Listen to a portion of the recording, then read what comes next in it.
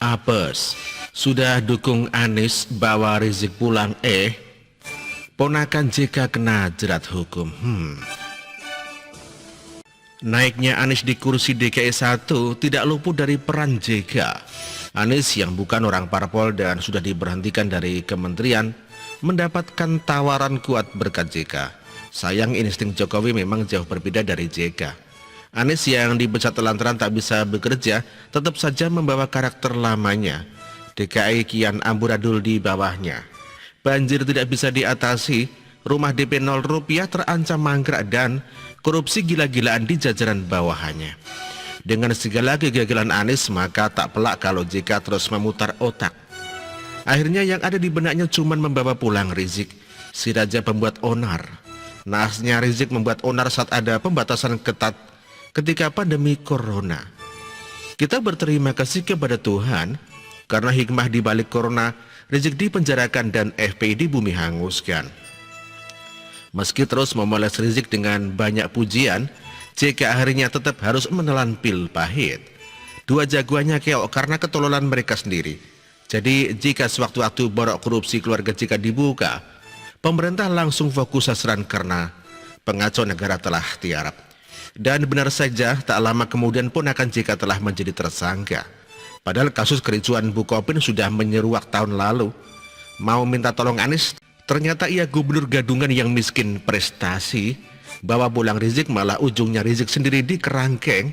Satu kata untuk patwa, apes. Sebelumnya diberitakan Barreskrim Polri dikabarkan menetapkan mantan direktur utama PT Bosowa Corporindo Sadikin Aksa sebagai tersangka dalam perkara tindak pidana sektor jasa keuangan. Dari surat kepolisian yang beredar, putra pengusaha Aksa Mahfud ini diduga mengabaikan dan atau tidak melaksanakan pemerintah tertulis Otoritas Jaksa Keuangan OJK terkait PT Bank Bukopin Tbk. Surat yang dimaksud adalah surat OJK nomor SR-28-D.03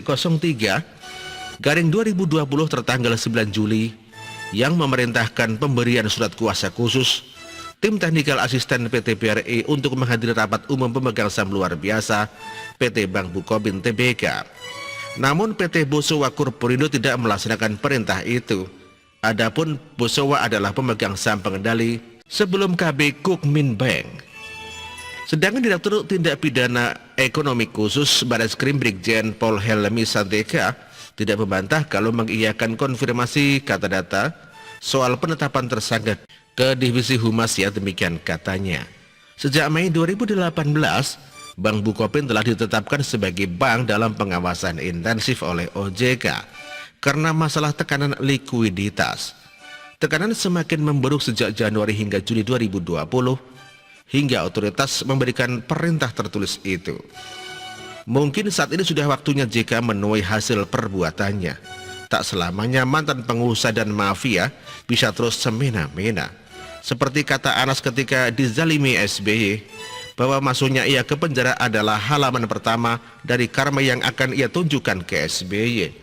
Sekarang kita tahu halaman-halaman lain yang menimpa Cikias, dari ditikung kadernya sendiri dengan KLB yang menaikkan Muldoko hingga pelaporan AHY ke polisi karena memalsukan akte pendirian.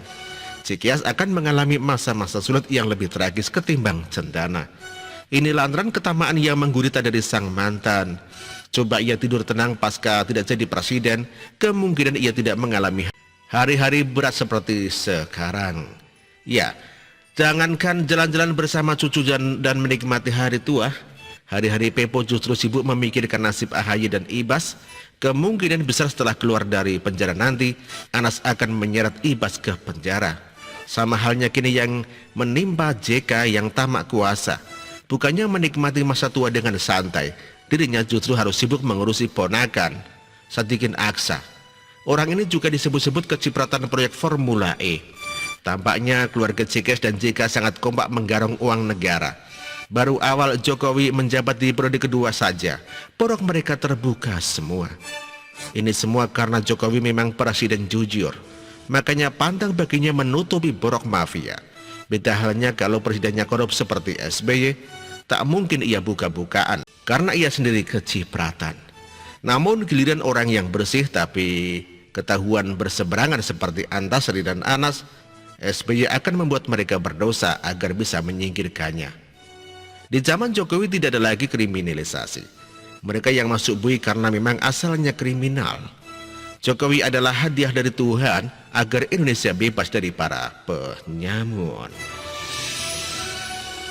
Artikel ini ditulis oleh Nia Alif. Terima kasih.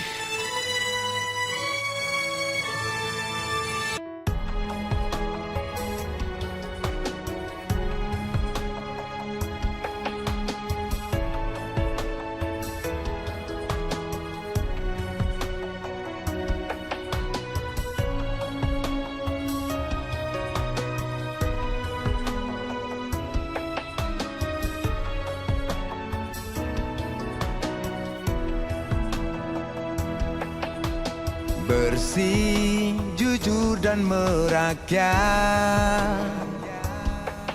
berbuat demi masa depan kami. Sosok pemimpin tegas pemberani.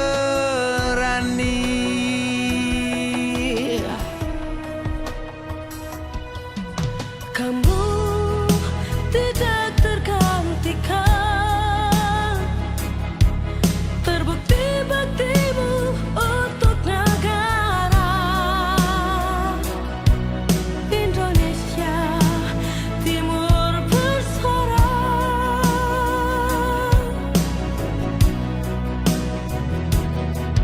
Siang dan malam kau bekerja demi anak bangsa.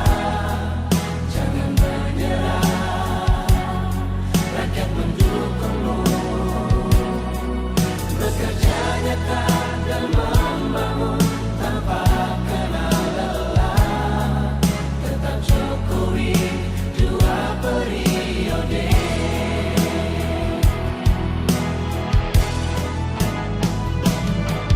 Ayo Jokowi, rakyat mencintaimu.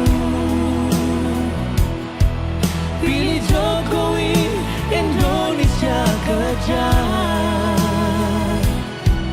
Ayo Jokowi, rakyat selalu berdoa.